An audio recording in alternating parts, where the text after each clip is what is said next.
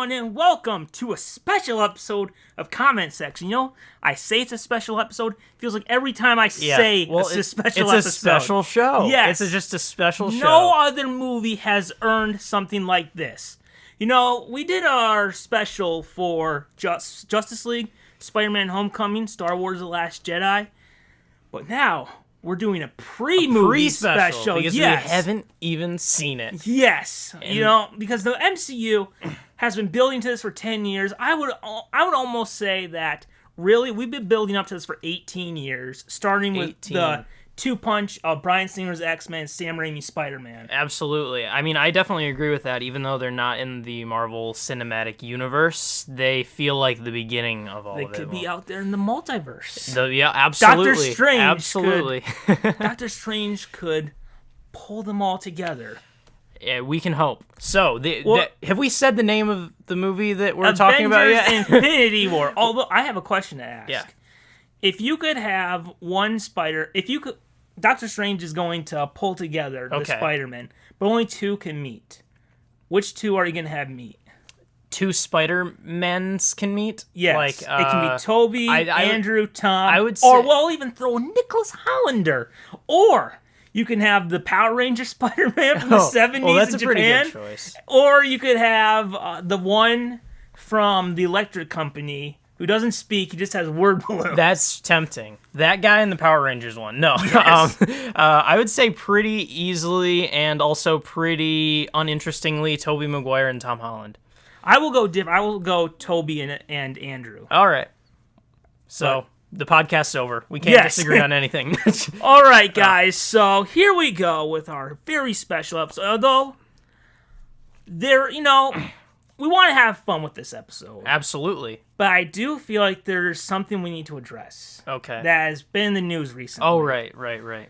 So, it was on Tuesday, the Hollywood Reporter released this article concerning Stan Lee. Mm-hmm. Now, for those of you who don't know, the Hollywood Reporter is up there with Variety, as in the most trusted news thing. And this is the same, I don't think it's the same writer, but it's the same magazine that came out with the Harvey Weinstein story. Right. So when they have something, you know it's pretty big. Right. So big news. The news is that right now Stan Lee is currently being abused and taken advantage of by his caretakers. Yeah. So I don't know. I talked to you about this yesterday about how we should probably integrate into this show, and I just feel like it's almost something that people need to bring attention to. The more people come out and talk about it, the more like everyone needs to. It's an awareness thing. People need to be aware this morning that the New York Times online wrote something about it. Okay, that's good that it's spreading then. Yeah. So I don't know. I've only talked to you a little bit, but before I talked to you about it, had you heard anything about it? I did. I saw the news of it. I didn't delve into it, especially because I figured we'd be talking about it on here, but it just appeared that it was a sad situation of someone, being taken advantage of in their elderly years when they need help the most, really. Yeah. So I went through the article, and there's been rumbling for a little bit. Like, we haven't had a comment section since it kind of started in March, where this website Bleeding Cool started writing these articles of comic book legends, like I think the first one was Neil Adams saying, hey, there's something going on that's wrong with Stan Lee. So I figured like maybe we should like go into it a little bit, maybe talk about it. So I mean, I feel like the right thing to do was to talk about, spread awareness, and maybe if the more people know, the more something can be done. Absolutely. And even, like, it's, like, a little bit of, like, hey, if you see something like this happening with someone you know. Right. Okay, so I wrote down some notes about it. Okay, so you've got some notes. So, yes. It's a big article. I wanted to try and make sure I got it right. I read it over multiple times. That's important. Okay, so here's the thing we need to know. So, basically, it starts in July 2017. Stan's wife, Joan, passed away at age 95 after 69 years of marriage. And what we learned from the article was that she was the most in charge of the couple's affairs. and she was the most successful at handling their daughter. So Stan and Joan have a 6-7-year-old daughter.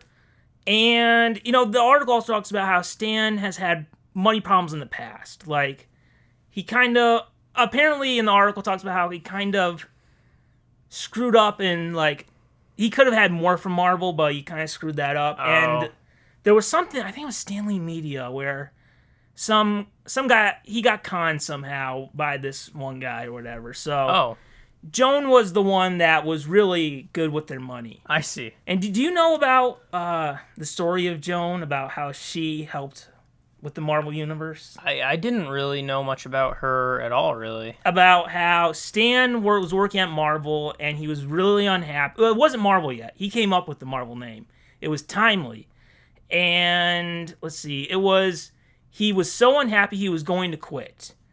And then his wife said, if you're going to quit anyway, why not write one book the way you want it to be? And that was the Fantastic Four. Oh. And what was going to be his last day birthed the Marvel Universe. Wow. So that's incredible. It almost didn't happen, but Joan is the one that made it happen. It kind of reminds me of Stephen King's wife is the reason he became an author at all. Because he threw away the first draft of Carrie, and she dug it out of the trash and made him publish it.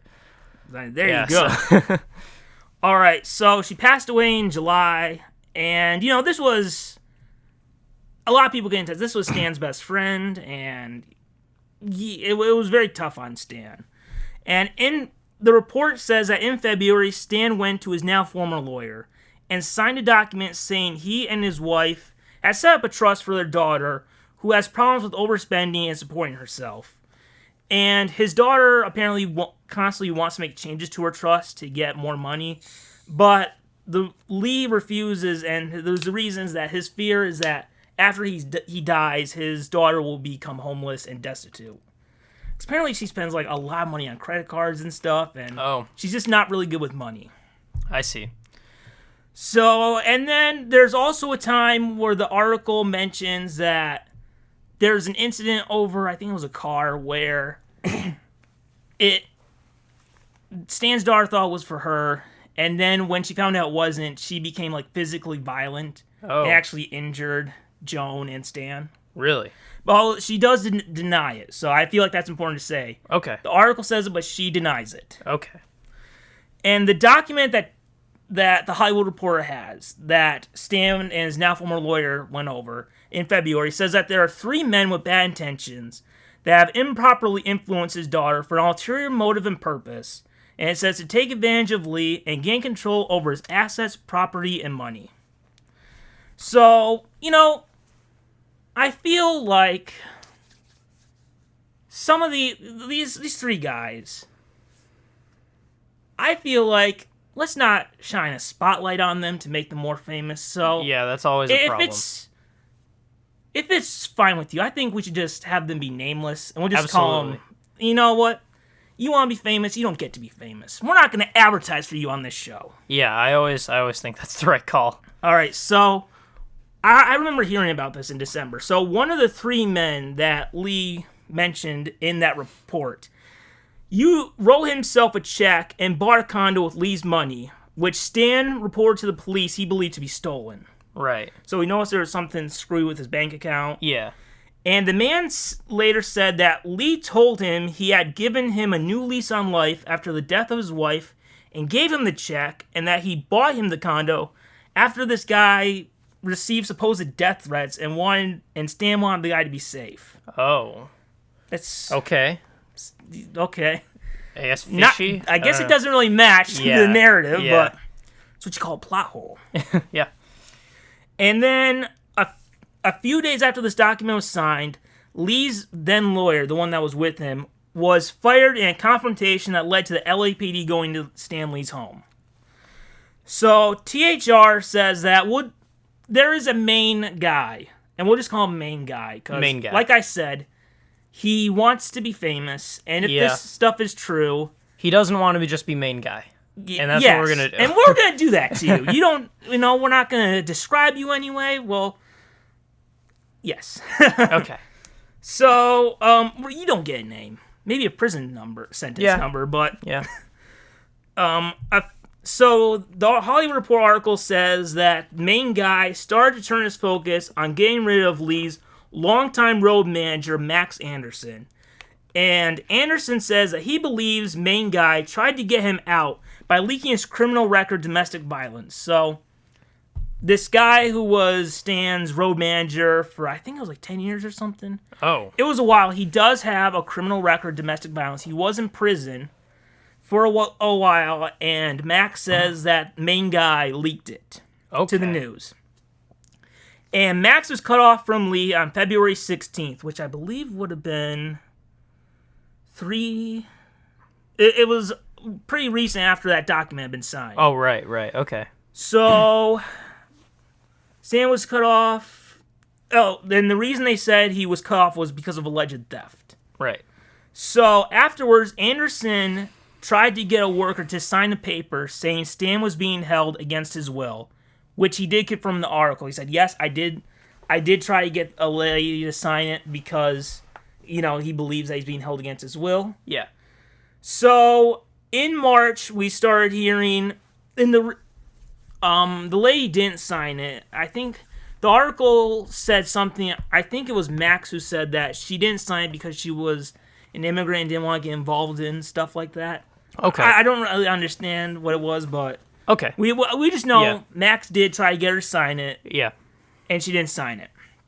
So in March, comic book colleagues of Lee, such as Neil Adams, Mark Waid, Peter David, and Kevin Smith, expressed concern for Stan now that Max was gone.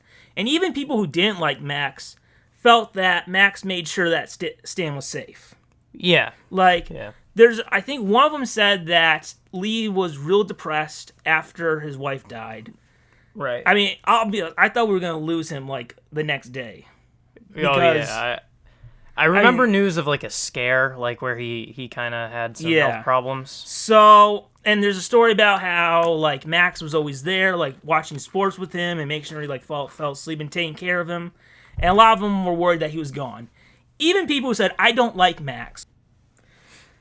So, even these people, some of these artists and writers who said that they weren't a fan of Max Anderson said that, they didn't like him, but they still felt safe that he was watching over Stan. Okay. Putting the differences in liking his work aside, you mean? Like they don't like his work, is what you're saying? Or just not him as a person? They don't like him as a person. Oh, okay. But they're just I don't like him. He's tough. I see. Okay. Even when fans get a little too close, you can see some where he gets a little extreme, but okay. he's protective. Okay, that's good. So there's some people say he looked up to Stan like a father. Yeah. And even some people are worried about what this is doing to Max. The fact that they're not letting him see Stan. Right. Okay. So, soon after Lee's lawyer was fired, many other longtime employees of Stan's were let go, including his housekeeper and gardener. And his assistant, who stopped by almost every day, was now limited to weekly pre-approved and supervised visits. Okay. So, main guy who Lee wrote in that document with the former lawyer saying that he thinks that doesn't trust him, is now in charge with Lee's daughter. Oh, okay. Okay. And apparently, you can't see him without that guy's approval. So Lee's phone number has been changed, and his emails are now monitored by main guy. Okay, that's so. I remember Kevin. Do you know who Kevin Smith is? I do. So you know about how he had this recent heart attack. Yeah, I did. I heard about that. So he tweeted about how, hey, Stan, he tweeted to @Stanley, hey, Stan, you were one of the first people I wanted to talk to after my heart attack. Let's record a podcast, but all the numbers I have for you have been changed. Oh. And aren't working. Oh, wow. So, and he says that main guy has been, and main guy has said that, yes, he does read over Stan's emails and does write them. And I do remember, it wasn't a few years ago that Stanley did say that his eyesight is pretty bad now. Okay. Apparently, he said like one thing that really sucks is that he can't read his classic books anymore Right. because like the print is small or whatever. Right. So he might actually he possibly would need someone to read his emails. Yeah. But like continue. So on a March night. Oh, okay. So I started on my iPad. I had to go over to my phone. Okay. So some different notes coming up. Well, I just realized I started on here and then I went to bed and then I had to finish on here. Okay. Okay. So one night in March, Lee's daughter and main guy went to Lee's office at POW Entertainment.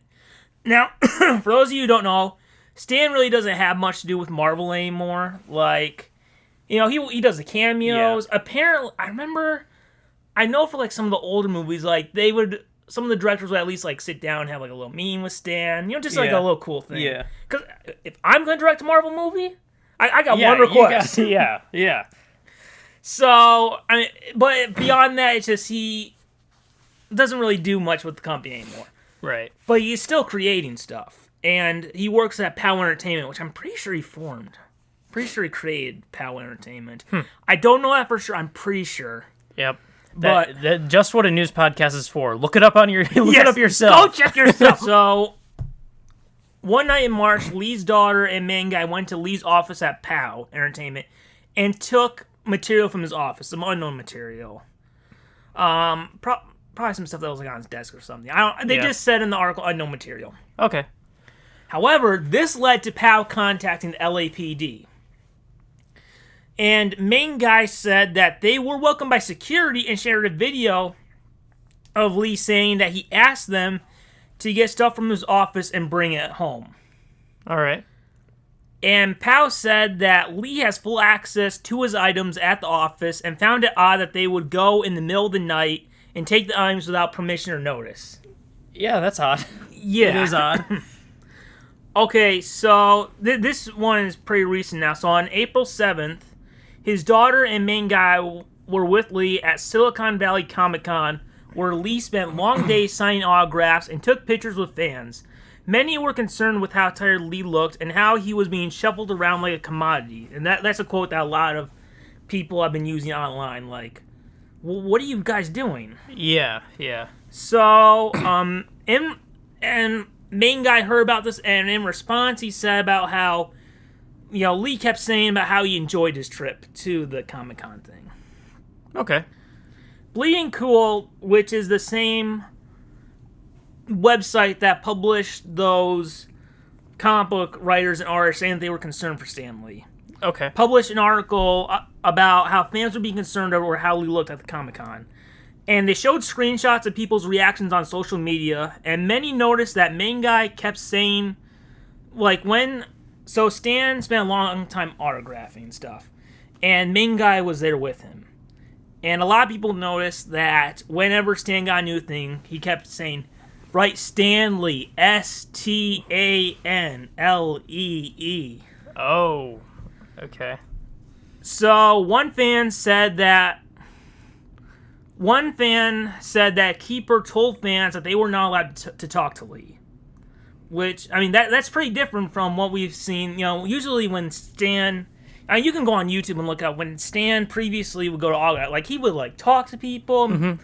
Like, there's this one, I think it was like in 2013, where he goes to Stan just like, where Stan goes, hi, how you doing? And then he'll, like, sign it and stuff. He's like, yeah, you know what you want. And then, like, he'll talk about how some of the stuff looks really cool. Yeah.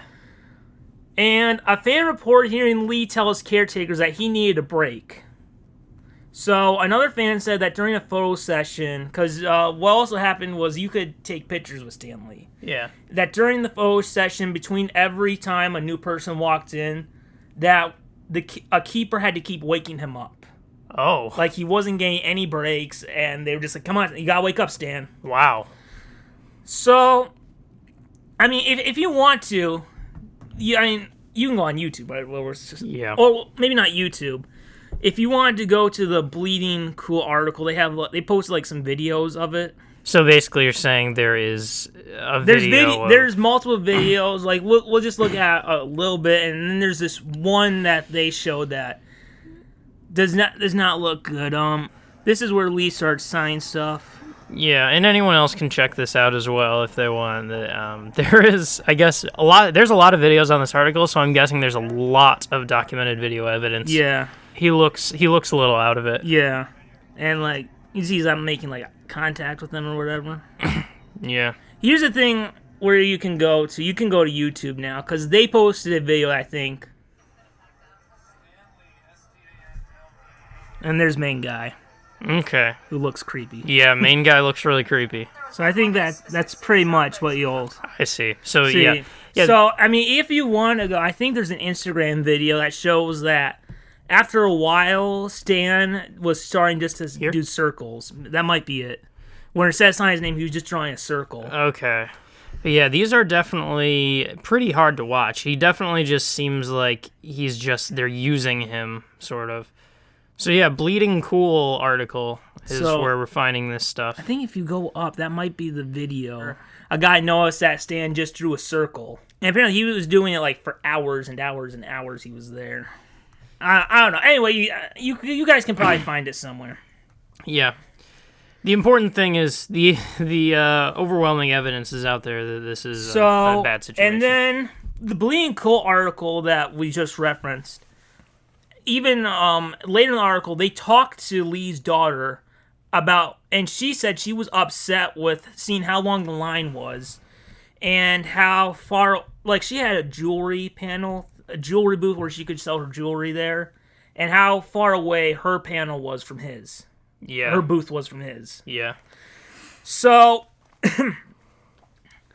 main guy learned that the Hollywood Reporter has this article that Stan went to his former lawyer and said that he's one of the three that he thinks is like trying to influence his daughter and gain control over everything. Yeah. And he sent a video to the Hollywood Reporter of him recording Stan saying that, of Stan talking to the camera about how, it's not true. He might have been tricked into signing it. Oh. But, and then, we'll go to that video later because I think it kind of shows something. Then on Tuesday, the Hollywood Reporter released the article of this. And then even Kevin Smith, tweeted, "This is heartbreaking. Stan, if you want to come, you can stay with me." Yeah. So, and that sounds like a sitcom almost. Yeah, Kevin Smith and Stan Lee. Kevin Smith and Stan Lee. Better than the present, probably. Yes. So, and then it got even stranger. Really? Stranger. Where their TMZ said they had a video of Stan Lee's response to the elder abuse allegations. Okay. And it's him on an iPhone, just like as we've seen over and over and over. That's all the footage we get of him now is from that iPhone. Yeah. It even says right there on the side, copyright in the main guy's name. So the main guy's the one filming it. Okay, that's sketchy. And Stan is looking at the camera saying how mad he is and about how they're saying such bad things about him and his friends, even though they're not. But again, he can't read. And as much as we all love Stan, I don't know if he can use the internet that well. Yeah. So, it's just like, well, Stan, no one's saying anything about you. Like, right. We're all worried about you. Right. And he says about how, and I quote, "If you don't do a retraction, I'm going to sue the ass off of you," or something. "I'm going to sue your ass." Yeah. And it's just like, a lot of people are wondering, is he being coached into saying this? Yeah. And that's why I said about the Hollywood Reporter video. Mm-hmm. I think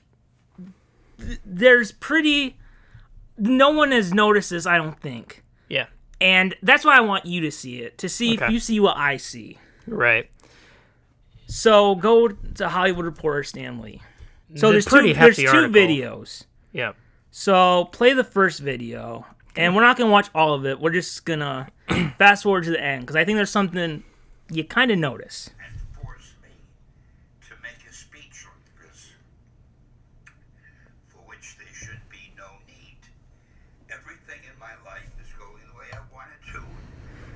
My friends are my friends, my daughter is my daughter, and I'm beginning to learn who my enemies are.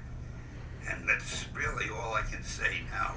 I'm not a lawyer, I don't know what I should be saying, but everything I've said up to this moment is God's truth. And remember the macular degeneration, Stan. Oh, the hell with that. So that's like main guy's main thing is Stan can't see, so he was tricked into signing that thing. Yeah. And main guy is saying, "Hey Stan, bring up the macular degeneration," and we see Stan's response. Yeah. And what's the next video about? We always do these things so off the cuff that we don't have videos prepared. Yeah. Is basically if we were we're professionals. Yes. Yeah. People are wondering why I signed a document which claims that my daughter and my friend are saying or doing. We'll bleep out his name. Okay. The point is I have something called macular degeneration. Now go back to the if you can, because we this video? struggled. Yeah. This moment is God's truth. And remember the macular degeneration, Stan. Oh, the hell with that. So I mean, are you seeing what I'm seeing? Like he stopped the video and then kind of We see that told him to. we is that what you're see- saying? His whole thing about why you should trust me is that Stan was tricked into doing this because of his eyesight. Yeah. And the guy says, "Oh, Stan, remember the eyesight?" And Stan goes, "Oh, the hell with that." Then the video starts again, and Yeah. it's him talking about his eyesight. So, Yeah. So he was made to talk about it. is I what mean, you're are saying. you seeing what Yeah. I'm saying? No, that's immediately what I thought it looked like. So, yeah, unfortunate to see from a guy who has brought so much joy and happiness, so many people, whether it's through Yeah. comics or from the movies or cartoons. Yeah. So, you had not kind of known about. You haven't gone in detail before this. I had the unfortunate, article headline knowledge of it, basically. But after hearing kind of what are your more thoughts now? I guess it goes a lot deeper than I thought it. There's way more evidence than I thought there would be. Like, it's really, really in depth. And I mean, it's not that I totally believed the second I saw it, I was like, that's terrible. But I didn't realize just how deep this rabbit hole went. Yeah. So, I don't know what can be done because they found a way to kind of undo it. Whenever something bad happens with these videos that only this guy's filming, and for some reason he's only sending them to TMZ. Even though, the guy is creator of when you think about it, the 3 very popular movie franchises with MCU, Spider-Man, and X-Men. Yeah. I think if he went he could go somewhere else a little more reliable, but Absolutely. is there anything you think can be done?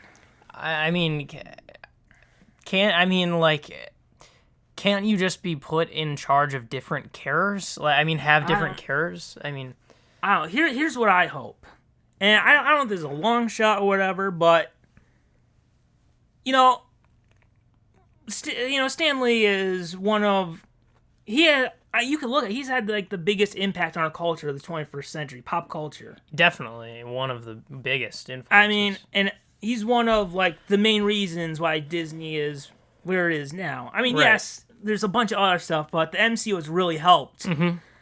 So I almost hope that anytime now, Bob Iger, who's the head of Disney, or Yeah. Kevin Feige, who's the head of Marvel Studios, will come out and say, "Hey, look, we're concerned about Stan. What we're gonna do is we're gonna take a percentage of Black Panther and Infinity War's box office. Could be 10% or something, but those are big. that's pretty. movies. That's Yeah. pretty hefty. Oh, yeah, I mean, even 1%. If you did 0.5. if you did 0.1%, it would be an enormous amount of Yes, money. remember those are billion-dollar movies. So I think if they took a little percentage, That's incredibly kind for production companies although to do.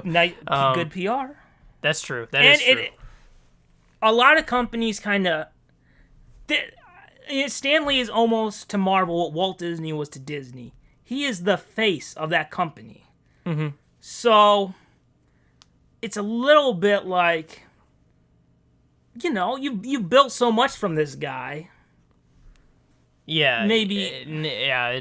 I mean, in a perfect world, there would be like someone besides that. That's like a last one. Someone Yeah, that would be closer to him would be able to do something. I mean, I think the more people reach out, like you pointed out, it sounds like he might be getting false information. Yeah.